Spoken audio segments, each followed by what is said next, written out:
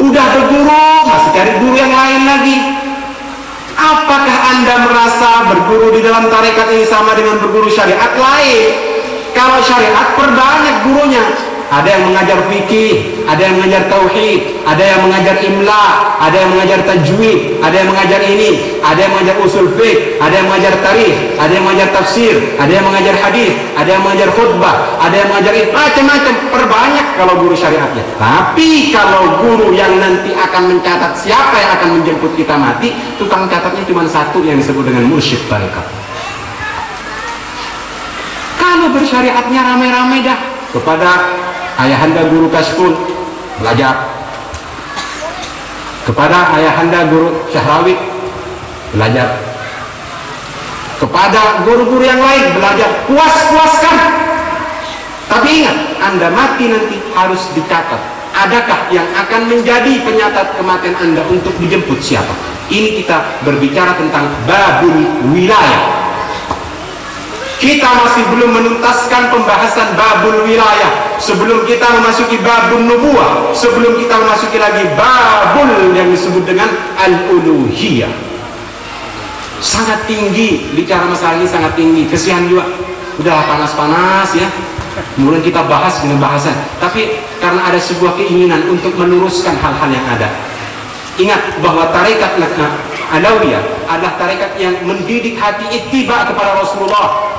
Karena kalau misalnya kaum muslimin melihat ada kejanggalan-kejanggalan dalam tarekat kami, bilang sama kami. Tapi kalau Anda yang janggal, kami akan bilang sama Anda. Siapa yang terkuat dalilnya, dialah pemenangnya. Kalau dalam akal yang sehat. Kalau dalam hati yang bersih, siapa yang akhlaknya paling baik?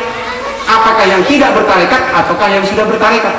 Orang yang bertarekat hatinya tidak baik, maka jelas dia tidak berhasil dalam tarekatnya. Jauh lebih baik orang yang tidak bertarekat tetapi dia memiliki hasil yang baik. Namun kalau mau membandingkan tentang hasil, tetap di dalam catatan Irfan dikatakan seburuk-buruk orang yang berguru adalah orang yang terbaik daripada orang yang baik tapi tidak berguru. Kenapa? Karena dia mengandalkan dirinya, bukan mengandalkan wasilah.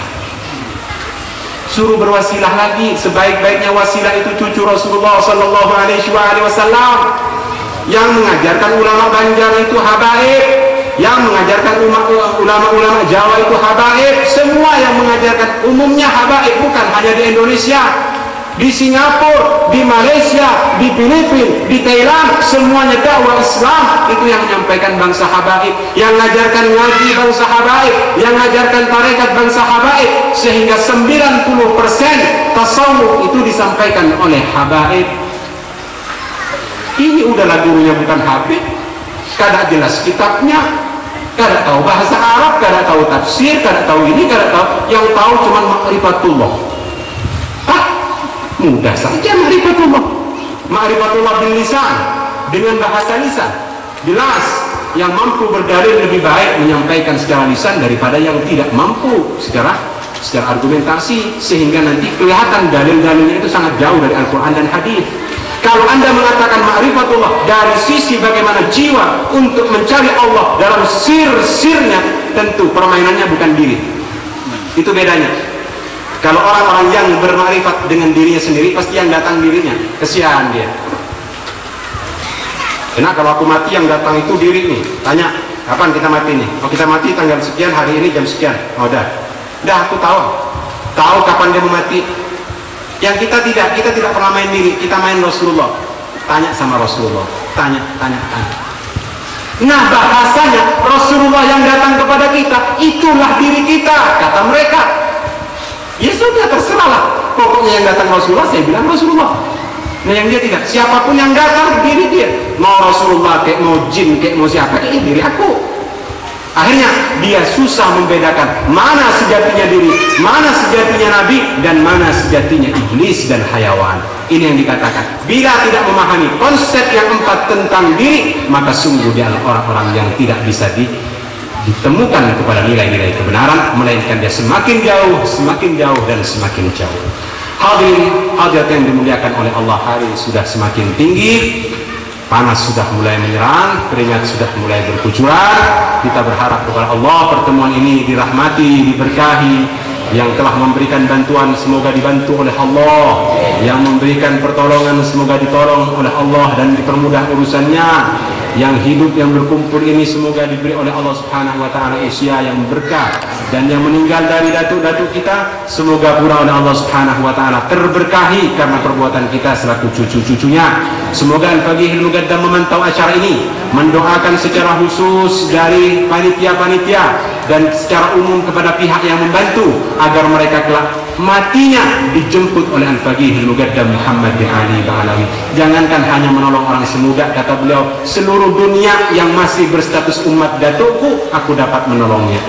Sayang orang-orang yang ikut jalan beliau kurang mau bersabar, membuang kewajiban dan berpindah guru. Sungguh mereka yang telah berpindah guru dan melakukan penyimpangan dari ajaran gurunya, berarti dia susah untuk kembali, kecuali gurunya ridha dengan apa yang ia perbuat.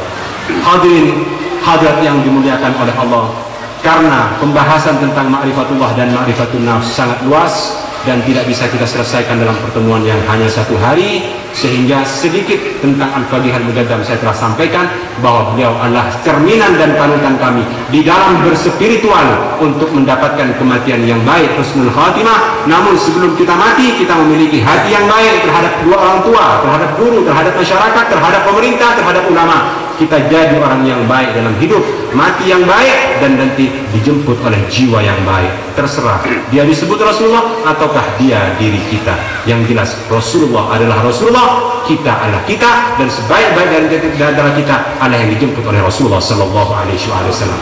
Namun tidak akan pernah sampai kepada Rasulullah kecuali Al-Faqihul Muqaddam Muhammad bin Ali Ba'alawi yang menjemput kita. Semoga apa yang kita lakukan ini, bila ada kesalahan dan kekurangannya, Al-Faqihul Muqaddam memaklumi batas kemampuan kita, dan insya Allah keberkahan usia mempertemukan kita di acara tahun-tahun yang mendatang di dalam keadaan sehat dan dalam keadaan selamat, tanpa adanya penyakit, tanpa adanya musibah di daerah ini.